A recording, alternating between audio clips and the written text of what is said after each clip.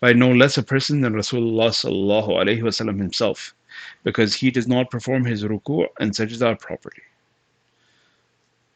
Hazrat Abu Darda radiallahu anhu narrates, once Rasulullah sallallahu alaihi wasallam looked up towards the sky and said, "The knowledge of deen is soon to be lifted from this world."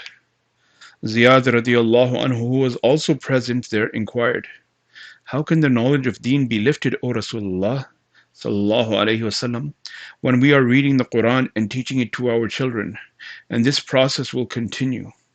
Rasulullah sallallahu alaihi wasallam said to him, "Ziyad, I always took you to be an intelligent person.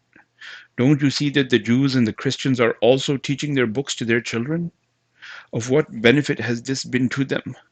One of Hazrat Abu Darda radiallahu anhu's pupils says, after hearing this hadith from Hazrat Abu Darda radiallahu anhu, I went to Hazrat Ubadah radiallahu anhu and related the hadith to him. He said, Abu Darda radiallahu anhu is quite right. May I tell you the first thing that will be taken away from this world? It is devotion in salat.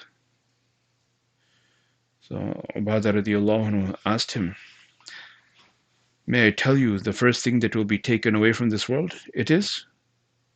Ji Yusuf. What is it? It is Devotion in salat. Devotion? in salat. Devotion in salat. You will see that not a single person in the full congregation is performing his salat with devotion. Hazrat Hudhayfa radiallahu anhu, the confidant of Rasulullah sallallahu alayhi wasallam, was also heard saying, devotion in salat shall be the first thing to be lifted. Ji. What does devotion mean? Devotion means that you are concentrating in your salat. See, one time we were in Vancouver and Maulana Usman Chachu was leading the namaz in the masjid. So it was a pretty big-ish masjid, maybe like 100 and something people. And then he missed one rakat. And nobody was there to say Allahu Akbar to remind him that he missed one rakat. No one was there. I mean, the 100 people were there, but no one caught it. So, gee, mushkil ho rahi hai. It is said, so it is said in a hadith, Allah does not pay any attention to that salat in which ruku and sajda are not performed properly. ठीक है खदीजा, तो रुकू ठीक से करना है जी, ठीक से झुक के, थोड़ा सा झुक के करना है, बस ऐसे नहीं, ठीक से रुकू करना है. अच्छा.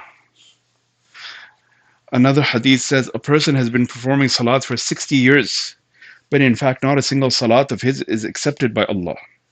This is because he has been careless about his ruku in some salat and about his sajda in others.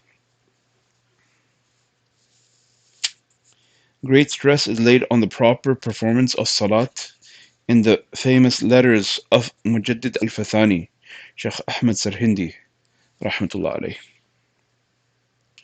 Before we get to that, there was just a point that I thought I should bring up.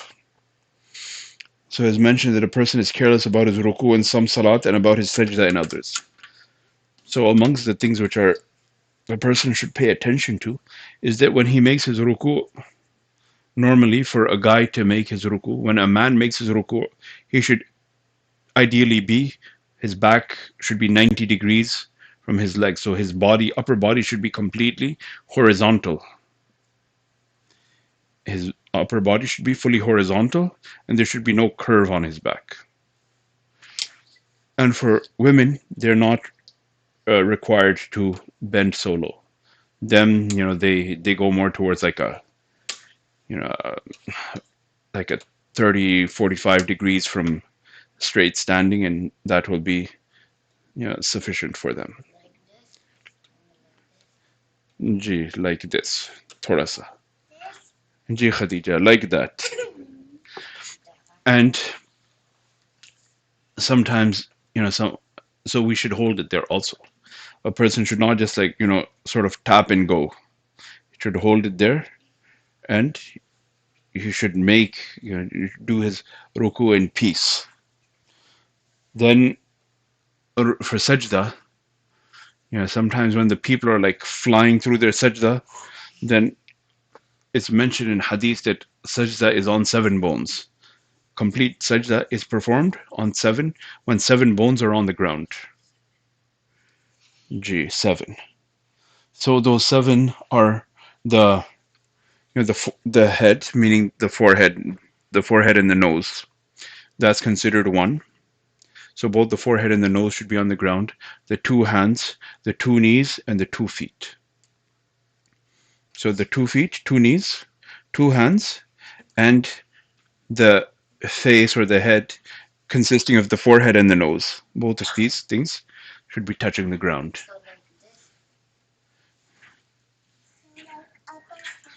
like this. Gee, but your shirt should also be covering your back. So don't do it in a small t-shirt. Amazing. Acha. And now a person who is, if there's some reason or other, then as long as it's on one of these things, one hand, one knee, one foot, because of some reason or other, it would still be valid. But if a person's both knees are off the ground for some reason, I mean, I don't know exactly what that consists of, but it would be kind of weird. And if a person's two hands are off the ground or 2 feet are off the ground, so generally what we see is someone's 2 feet are off the ground because they go down so fast with their head touching the ground. So while they're doing that, their feet take off. So they end up doing their whole sajda just with their head on the ground and their feet are like in the air, and then they will swing back with their feet will touch ground, and it's kind of like a seesaw. One thing is in the air, the other is on the ground. Both will not be on the ground at the same time, but that's not how salat is supposed to be. You want to play in a park, you have your seesaw. Salat is not a park. And Khadija is having a lot of fun.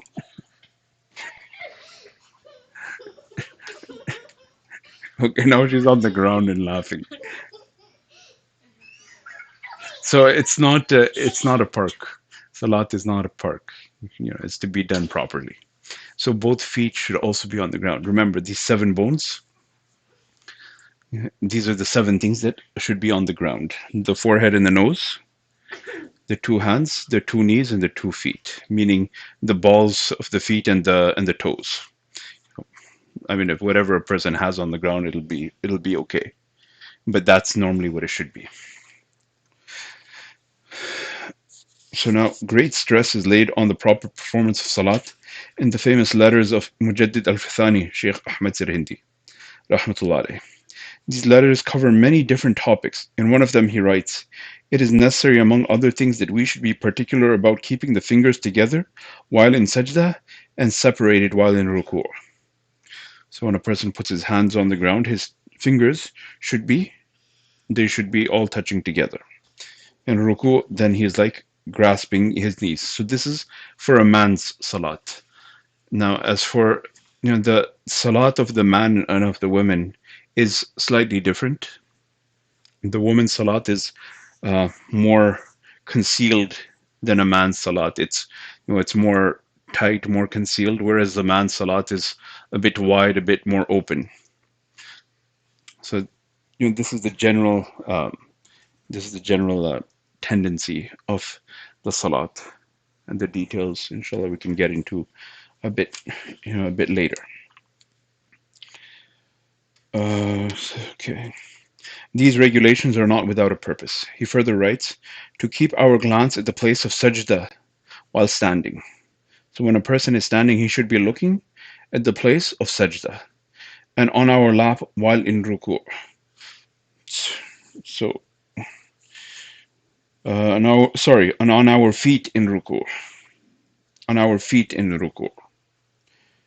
So he should be looking between his toes. He should be looking at his feet. This is where a person's glance should be while he is making his ruku'.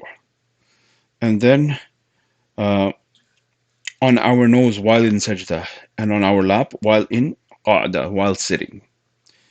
So this goes a long way in keeping the desired concentration in salat. When such ordinary regulations, which are mustahab, when these things which are mustahab, which are encouraged, they're established from the life of Rasulullah sallallahu alaihi wasallam, and not doing them will not cause a person's salat to be rendered invalid. It won't render it invalid, but it is encouraged that he should do it. It will increase the value of his salat. So when these actions, which are mustahab, they're encouraged, they increase the value of our salat, we can imagine how much benefit we shall derive if we are particular of other regulations, which are either sunnah or otherwise more important. And amongst those things which are wajib, this is a whole other technical definition, a whole other technical discussion. If we, inshallah, we will get to these topics probably in a course or something out of the, out of EPI about the fiqh of salat and so on. So these are all technical terms: fard, wajib, sunnah, mustahab, and so on. These are technical terms. They're all academic terms. But mustahab, loosely speaking, is encouraged. Sunnah is, loosely speaking, something which was, a practice of Rasulullah sallallahu alaihi wasallam, but it's so it can be used in a sense of something which was his practice, whether it was obligatory or not. But another usage of it is something which is not obligatory. So a person has to be mindful which context is being used while this word is being mentioned. But anyways, amongst those things which are wajib, which are obligatory, which a person should do, which a person must do actually, is to be calm in his salat. So he should not be doing it too quickly. ठीक है, बहुत तेजी से नहीं करना. Yes, yes. अच्छा. So everybody, but one, not for one person, for everybody. It is a reminder that we should do it properly. We should do things calmly. You should hold the position. Hold the position when you go into ruku. Hold the position. Don't just go and bounce up.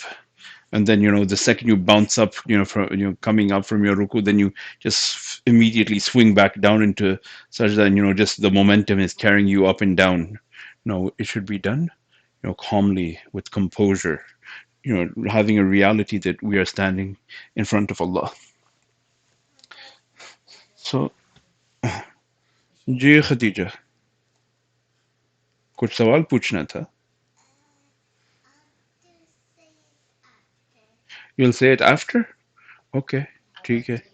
You ji. shouldn't be reading fast like West Muslim. Oh yes, you shouldn't be reading fast. Like there's a one something that these kids watch where they're showing, a guy who's reading so fast that the rest of the musallis fall down because of the speed of his salat.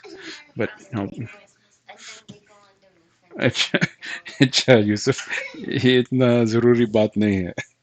So he's going into details which are not that necessary. So inshallah, we will not hold you longer, but Allah give us tawfiq to pray our salat as is desired, and this is why, that we should be praying our extra nafil salats also.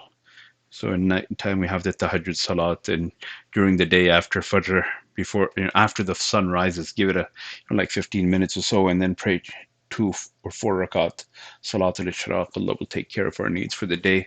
And this is the time to practice, because it's mentioned in other hadiths that a person will, first thing to be reckoned for will be his salat, and then if there's found anything which is lacking in his obligatory salat, then Allah will tell the angels to look into his stash of optional prayers, optional salat.